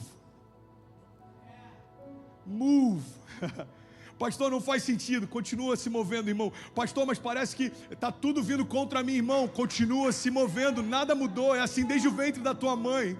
Tentaram parar no ventre da tua mãe, não conseguiram. Tentaram parar você na tua adolescência, não conseguiram. Tentaram parar você com uma frustração no relacionamento, não conseguiram. Tentaram parar você em 2020, talvez tentaram parar você essa semana. Irmão, eu estou pregando para pessoas que talvez existe algo do inferno tentando parar você exatamente agora. Mas a palavra que eu tenho para você é: não pare, irmão. Não pare de sonhar, não pare de lutar, não pare de crer, não pare de continuar. Você precisa continuar, porque ninguém pode fazer por você. Jesus chega diante do túmulo de Lázaro, ele fala: Lázaro, vem para fora. Lázaro não pediu para ser ressuscitado, ele estava morto.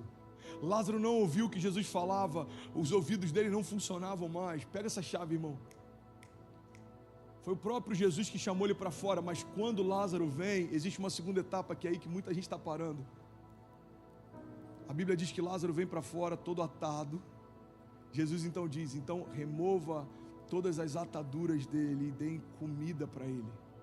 Tem muita gente que já saiu de um lugar de morte, mas ainda não se permitiu ser desatado para romper. Pastor, eu estou numa igreja, não é uma igreja que vai mudar a tua história. Pastor, eu sou evangélico, não é isso que vai romper o teu destino. Pastor, eu dou dízimos e ofertas, não é só isso que vai fazer você prosperar. Pastor, ei irmão, presta atenção, o que Deus está falando para nós é, ei, eu já tirei você de um lugar de morte, mas eu preciso que você abra a mão de tudo que te prende e corra para a vida. Não pare de sonhar, não pare de sonhar.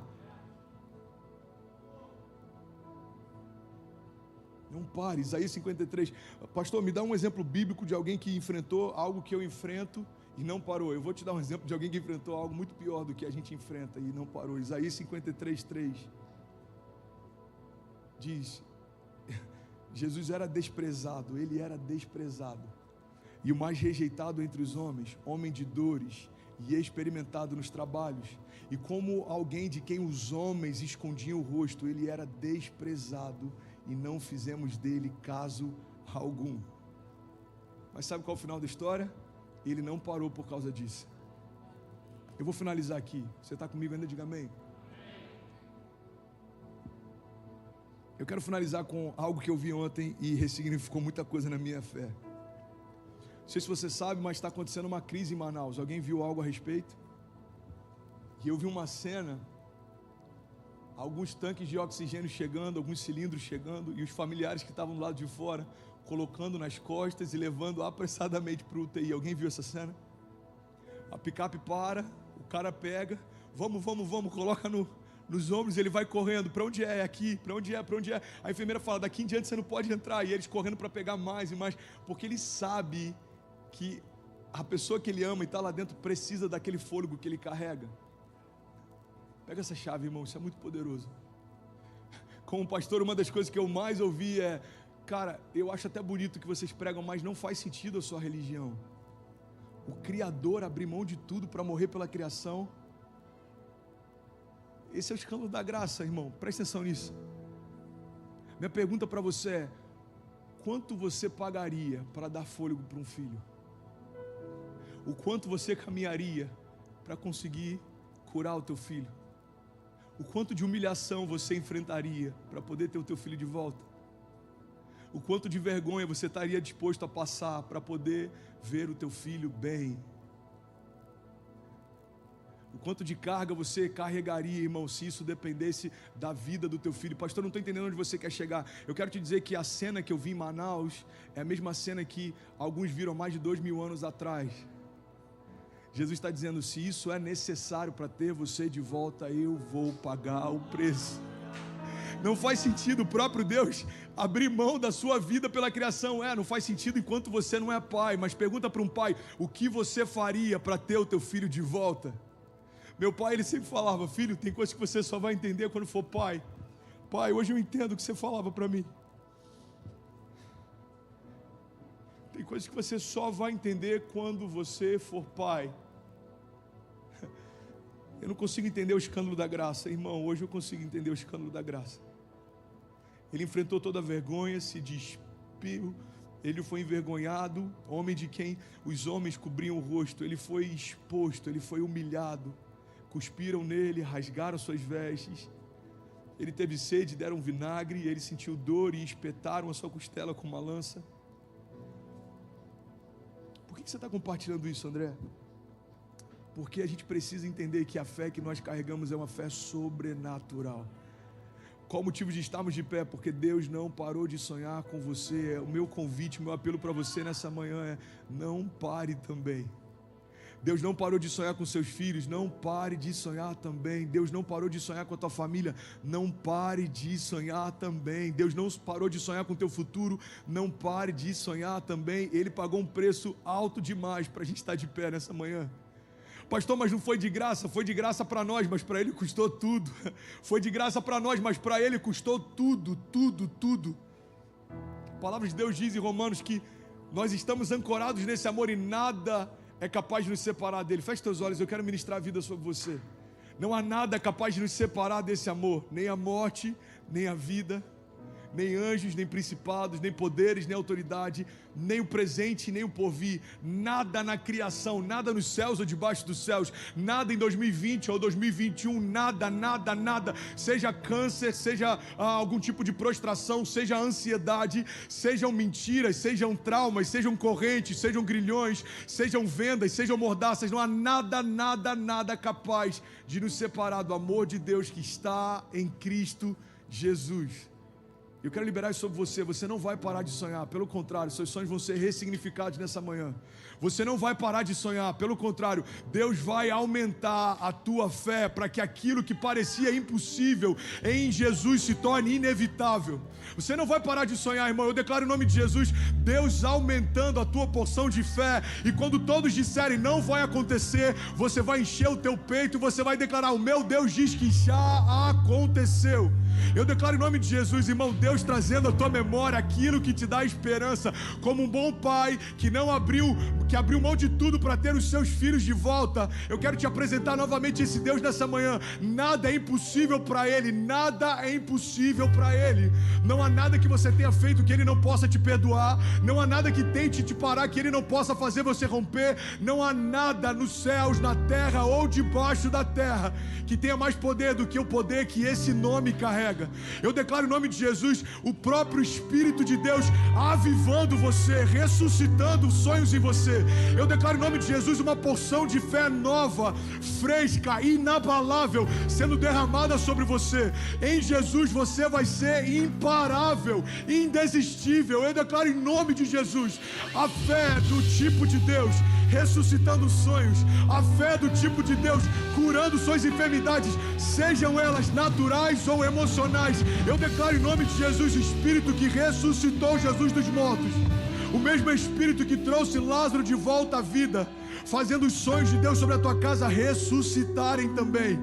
Eu declaro em nome de Jesus, no lugar de vergonha, dupla honra, no lugar de mentiras, a verdade de Deus invadindo você. Eu declaro em nome de Jesus, irmão, a despeito dos teus inimigos, Deus te dando uma nova patente ainda esse ano. Eu declaro em nome de Jesus, tempo de ativação de dons, tempo de andar sobre as águas, tempo de viver milagres. Eu declaro em nome de Jesus, irmão, 2021 vai ser o ano da multiplicação, ano de sermos surpreendidos por Deus. Eu declaro em nome de Jesus, ano de sermos constrangidos por Deus. Eu declaro em nome de Jesus, ano de 2021 será o ano em que o meu Pai estará aqui e Ele será mais um testemunho de fé. Eu creio em nome de Jesus, 2021 é o ano em que Deus vai restaurar a tua casa, restaurar os teus sonhos, restaurar aquilo que parecia quebrado. O Deus que pode todas as coisas vai fazer uma vez mais. Uma vez mais, do it again, do it again, do it again, do it again. Pastor, mas eu tropecei. Então levanta e continua caminhando. Pastor, mas eu estou cansado. Então receba agora o renovo que vem da parte de Deus. Pastor, mas eu não consigo mais sonhar. Então seja inspirado pelo Deus que sonhou com você. Pastor, eu não consigo mais enxergar o meu futuro. Então que sejam abertos agora os teus olhos espirituais. Pastor, eu não consigo nem clamar mais. Então que saia toda a mordaça da tua boca. Abre a tua boca e profetiza, como Deus falou para aquele profeta diante de um vale de ossos secos. Pastor, mas eu não consigo mais me mover. Então que seja quebrada agora toda a corrente nos teus pés, todas as cadeias em torno de você, e comece a sonhar grande, porque é para esse lugar que Deus te chamou. Eu declaro em nome de Jesus, irmão, como torrente de muitas águas vindo sobre terra seca, como uma chuva serôdia que vem pela manhã. Eu declaro em nome de Jesus, novo tempo, novos sonhos, novos sonhos, novos sonhos, novos sonhos. Eu declaro em nome de Jesus a unção que despedaça o jugo sendo derramada sobre você, pés cansados sendo renovados. Eu declaro em nome de Jesus você se apresentando a Deus com mãos limpas e um coração puro, que o fogo queime sobre o teu altar e ele nunca se apague. Eu declaro em nome de Jesus.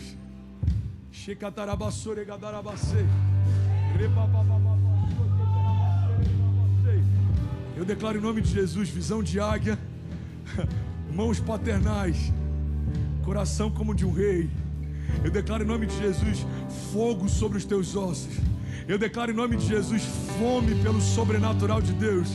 Eu declaro em nome de Jesus você e toda a tua casa servindo ao Senhor. Eu declaro em nome de Jesus os teus filhos sendo melhores que você, indo a lugares mais distantes do que você já foi. Eu declaro em nome de Jesus, nenhuma promessa vai ser cancelada, nenhum sonho em Deus vai ser abortado. Eu declaro em nome de Jesus, você vivendo o que Ele disse que você viveria, você tendo o que Ele disse que você teria, você entendendo que é quem Ele diz que você é. Essa é a minha oração. Se você recebe isso, fique de pé no teu lugar, levante suas mãos o mais alto que você puder. Feche teus olhos, levante suas mãos, irmão. Isso aqui não é um encontro social. Nós somos a igreja. Nós somos a igreja. E as portas do inferno não prevalecerão contra a igreja. As portas do inferno não prevalecerão contra a igreja. A Bíblia não diz que o inferno virá contra nós e ele não conseguirá nos parar. Não. A Bíblia está dizendo, nós iremos contra o inferno e nós tomaremos de volta aquilo que é nosso. As portas do inferno não prevalecerão contra a igreja. Levante suas mãos em nome de Jesus. Levante suas mãos e comece a liberar palavras de vida. Palavras de vida. Pastor, eu não sei sobre o que orar, então ora pelo meu pai, José Maurício Fernandes. Pastor, eu quero orar pelos meus filhos, então libera palavras de vida. Seus filhos serão, comece a declarar, os meus filhos serão boca de Deus na terra, os meus filhos serão avivalistas, os meus filhos transtornarão a terra com a porção de Deus que eles carregam. Pastor, o meu casamento está em crise, então comece a declarar, irmão, todo o laço do inferno que tenta parar minha casa sendo quebrado agora. Meu casamento sendo restaurado, a aliança que Deus fez se tornando inquebrável, a terceira dobra de Deus me sustentando. Pastor, eu estou doente, eu estou te ouvindo de um leito de hospital, então se agarre e confessa. Isaías 53, Deus, Ele é a cura aos enfermos, Ele é a liberdade aos cativos, Ele é.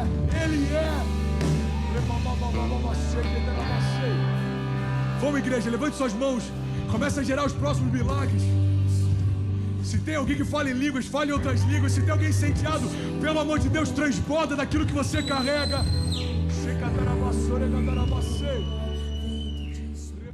A presença de Jesus cura. Eu quero compartilhar algo com vocês.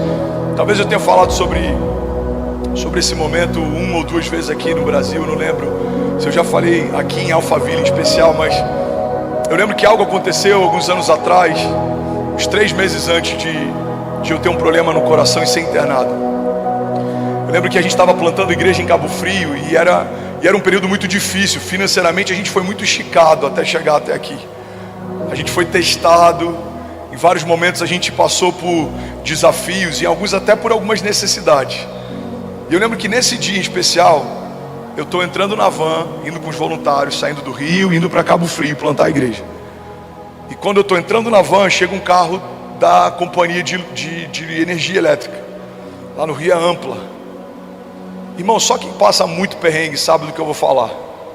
Se chega um carro de energia, sua preocupação já é que talvez a luz que vai ser cortada é a sua. Alguém já viveu isso? Talvez alguém está vivendo isso. E eu estou aqui para te encorajar e te lembrar que o teu choro pode durar uma noite, mas certamente a alegria vem pela manhã. Aquele que é fiel no pouco, sobre o muito será colocado. Eu sei o que é pregar para príncipes e homens de recursos, com minha mão limpa, coração puro, sem nunca ser pedante ou sem nunca usar do púlpito para suprir necessidade. Eu sei o que é tocar quem tem muito e faltar em casa. Eu passei por esse período.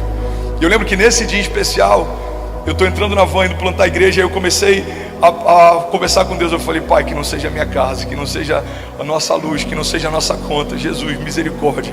E aí tá a Kezinha e a Cessi bem pequenininha em casa. Daqui a pouco chega a mensagem da Kezinha: amor, a Ampla chegou e veio cortar a luz.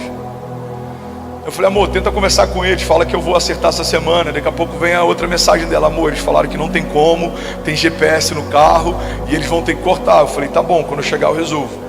Eu fui para Cabo Frio, preguei como se fosse a última vez. Pessoas foram curadas, pessoas foram libertas. A gente teve salvação de uma forma sobrenatural naquela noite. E eu voltei para casa, mas, irmão, eu confesso que eu esqueci completamente que a luz da nossa casa estava cortada. E aí eu cheguei em casa, coloco a mão no interruptor, não acende. E eu lembrei, putz, a luz está cortada. Amor, Kezinha, cheguei, amor. Eu começo a andar pela casa, nada da Kezinha, nada da Cécia. E aquilo começou a me dar um desespero. Eu falei, caramba, cadê a Kezinha? Cadê a Cécia? Aí eu tento ligar, ela não atende. Aí eu vou olhar no WhatsApp, tem uma mensagem dela: amor, a Cécia estava com medo do escuro e eu vim dormir na casa da minha irmã. Amanhã você pega a gente aqui. Irmão, eu confesso que poucas vezes eu me senti tão inútil como provedor e como pai, como naquele dia. E não porque eu não consegui pagar uma conta, mas porque eu estou construindo igreja e servindo ao meu chamado, mas eu não consigo bancar uma necessidade básica da minha casa. Eu estou fazendo aquilo que Jesus me chamou para fazer, mas eu não consegui suprir uma necessidade básica. Eu estou lá plantando igreja e a minha família está passando vergonha no condomínio. Os porteiros ficaram sabendo, o síndico ficou sabendo, os vizinhos ficaram sabendo, e um monte de sentimentos começaram a inundar o meu coração. Mas hoje eu entendo que Deus permitiu aquela circunstância porque Ele queria me ensinar algo, e é sobre o que eu aprendi naquela noite que eu quero compartilhar aqui nessa manhã. Você está comigo? Diga amém. Eu lembro que eu comecei a andar pela casa e eu fui no quarto da Cécia. E eu fiquei ali olhando o quarto da Cécia, eu fiquei olhando os brinquedinhos da Cécia, eu fiquei vendo as fotos da Cécia, estava com o cheiro da Cécia. Aí eu fui pro nosso quarto de casal e eu fiquei olhando o meu quarto com a Kezinha, as roupas da Kezinha, as roupas que ainda estavam penduradas no banheiro, o cheiro da Kezinha no quarto. E aí eu sento no sofá e eu começo a chorar, irmão, copiosamente. E Deus falou algo comigo que marcou a minha história para sempre, talvez vai marcar a história de alguém aqui. Deus falou para mim: filho, o que vale uma casa se ela está vazia? E aquilo explodiu a minha mente. Ele falou de novo: André, o que vale uma casa se ela está vazia? A casa pode ser a mais incrível, pode ser a maior casa, pode ser a mais luxuosa, você pode colocar o que existe de melhor, mas se ela está vazia, ela perde o sentido. E aí Deus logo em seguida falou algo para mim. É a partir dessa premissa que a gente vai fluir aqui hoje. Você está comigo ainda? Diga amém.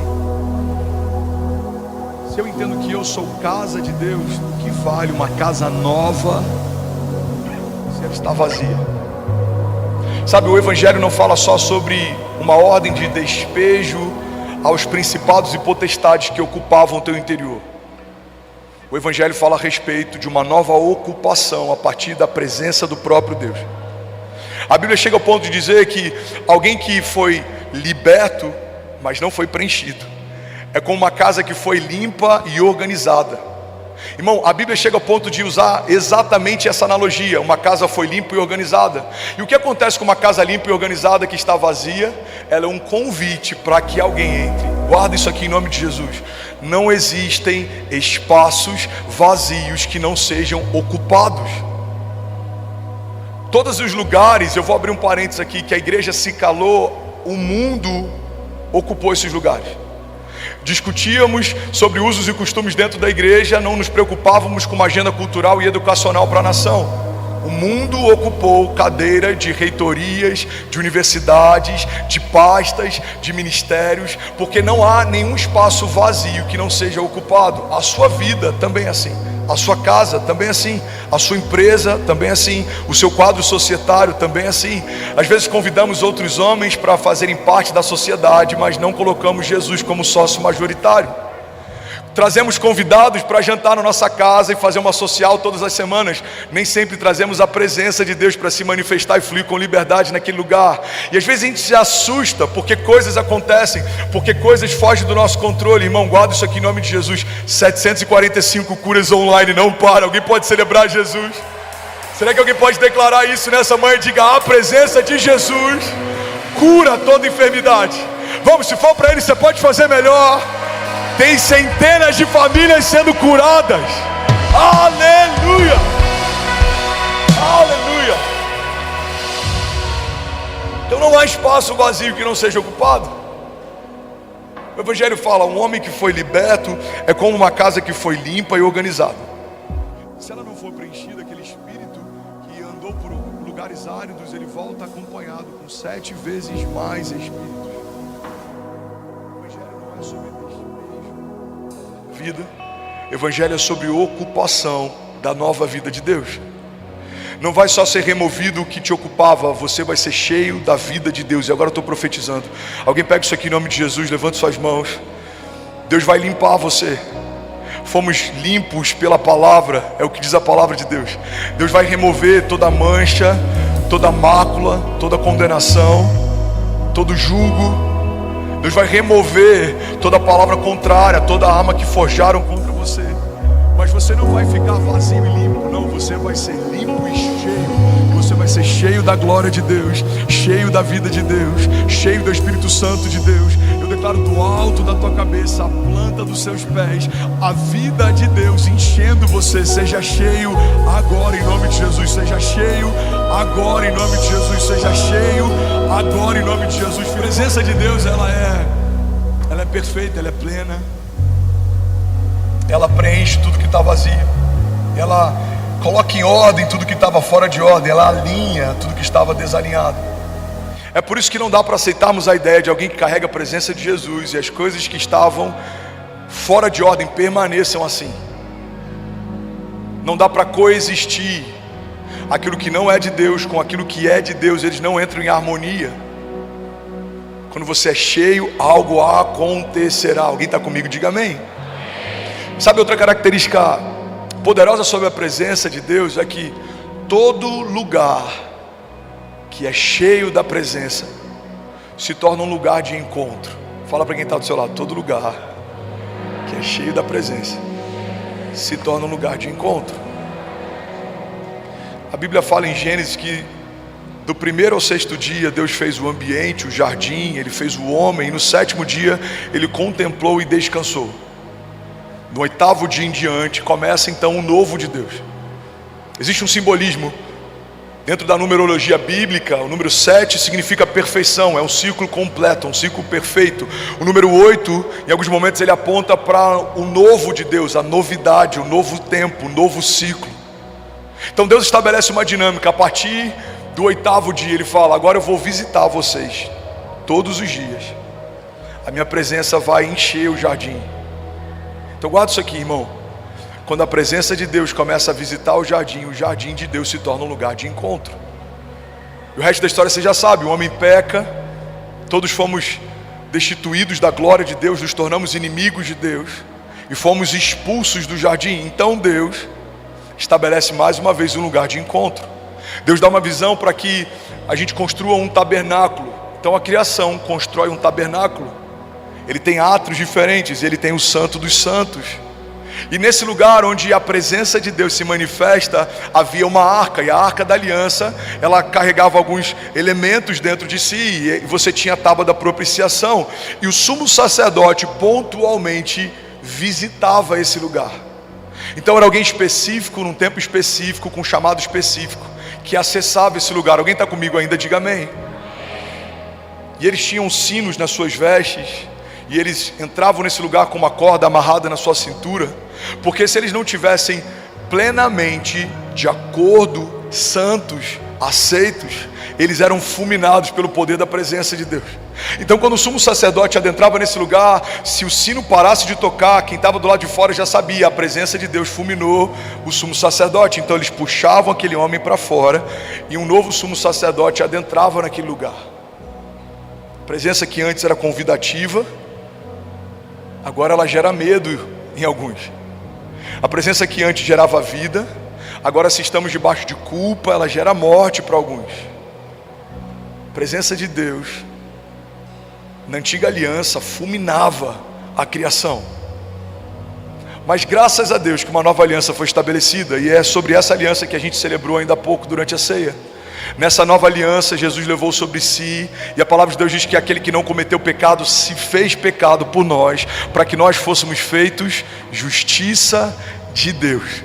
Então fomos feitos santos, inculpáveis e livres de qualquer acusação. Então um novo lugar de encontro é estabelecido. Mas pela primeira vez, irmão, ele não é geográfico, ele é profético. Não é um jardim que a presença enche, não é um tabernáculo que a presença visita. Agora você se tornou um lugar de encontro com Deus. A presença de Deus invade você e habita em você. E sabe o que acontece a partir disso? Todo mundo que encontrar você vai encontrar a presença que você carrega. Por que, pastor, que os meus filhos serão salvos? Porque eles conhecerão Jesus, conhecendo o Jesus que habita em você. Vamos, levante suas mãos e recebe isso em nome de Jesus. Pessoas que nunca ouviram Jesus vão ouvir Jesus ouvindo você. Pessoas que nunca viram Jesus vão ver Jesus vendo você. Pessoas que nunca experimentaram Jesus vão experimentar Jesus experimentando você. Pessoas que nunca tiveram um encontro com Deus terão um encontro com Deus se encontrando com você. Porque você não é mais uma pessoa, você se tornou um lugar de encontro. Por onde você passar, rios de águas vivas fluirão. Por onde você passar, o bom perfume de Jesus vai deixar marcas. Por onde os seus filhos passarem, coisas acontecerão. Porque não é mais uma família qualquer, é uma família de Deus, que carrega a vida de Deus. Sabe, aos olhos dos homens, talvez alguns vão dizer, olha, é uma família simples, passando por aqui. Mas os céus dirão, uma família de Deus, que carrega um bom perfume de Jesus, está entrando nesse lugar.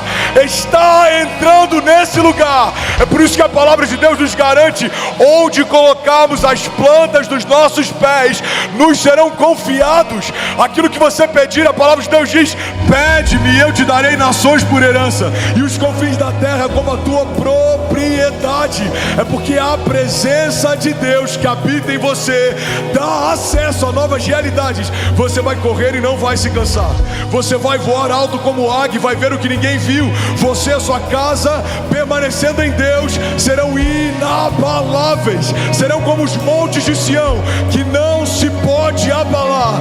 Você e a sua casa serão invencíveis, ilimitados. Se alguém crê nisso, diga: eu creio que a presença de Deus, diga, me habilita para viver o impossível de forma inevitável.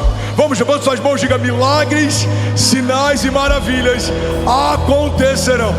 A minha casa será conhecida como lugar de oração, lugar onde Deus habita. Diga: os meus filhos cheios da vida de Deus, a minha empresa cheia da glória de Deus, o meu chamado, diga, completamente cheio do poder de Deus. Sinais e maravilhas acontecerão. Promessas e palavras de Deus me seguirão. Diga: ninguém, nenhum principado ou potestade poderá me resistir. Vamos, a palavra de Deus diz: resistir ao diabo e ele fugirá de vós. Os nossos inimigos vêm contra nós por um caminho, mas por causa da presença, por 7 caminhos eles fugirão. Se alguém crê nisso, você pode, pelo amor de Deus, dar um brado de liberdade no seu lugar. Aleluia, aleluia. Vamos declarar: tua presença vale mais. Tua presença vale mais. Bom, você acabou de assistir uma mensagem aqui do nosso canal. Eu tenho certeza que ela te edificou e que ela vai gerar algo novo em você. E a gente separou mais 2 vídeos. Eu quero deixar essas indicações aqui para você continuar queimando com Jesus. E eu quero muito te fazer um pedido também. Se essa mensagem te edificou, comenta aqui embaixo, segue o canal, me ajuda a compartilhar para que mais pessoas sejam tocadas também. Deus te abençoe.